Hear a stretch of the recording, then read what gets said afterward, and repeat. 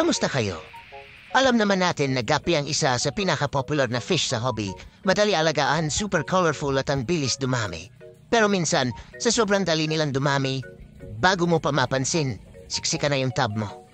So today, pag-usapan natin kung ano ang mangyayari kapag na-overstock ang gapi tub mo at paano ito maiwasan. Let's go!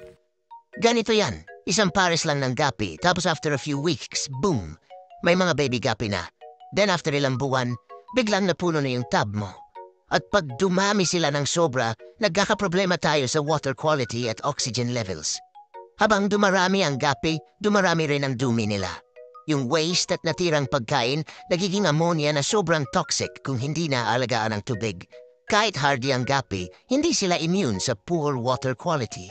So paano mo malaman kung sumusobra na ang gapi mo? Ito yung mga signs na dapat mong bantayan. Laging nasa surface ang mga isda. Kulang na sa oxygen ang tubig, kaya parang naghahabol ng hininga yung gapi mo. Mabilis lumabo ang tubig. Kahit may filter o halaman, parang ang bilis madumihan. Possible na overstock na. Mas madalas ang aggression. Usually, chill lang ang gapi, pero pag masyado ng siksikan, nagiging aggressive sila, lalo na ang mga lalaki. Nagkakasakit ang isda. Kung madalas may gapi na parang matamlay, may fin rot o namamatay bigla, baka stress na sila sa overcrowding.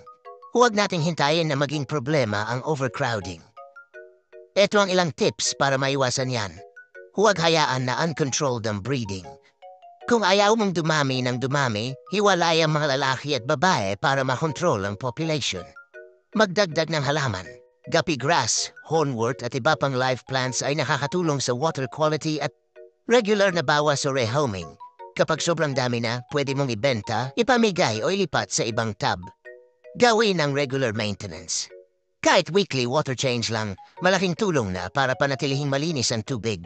Kaya kung napansin mong nagsisiksika na ang gapi mo sa tub, action agad para maiwasan ang problema. Mas okay ang konti pero healthy kaysa marami pero stressed. May tanong ka ba o experience sa overcrowded gapi tub? Comment mo lang sa baba. At kung nagustuhan mo tong video, huwag kalimutang like, share at follow. Kita-kits sa next one. Happy fish keeping!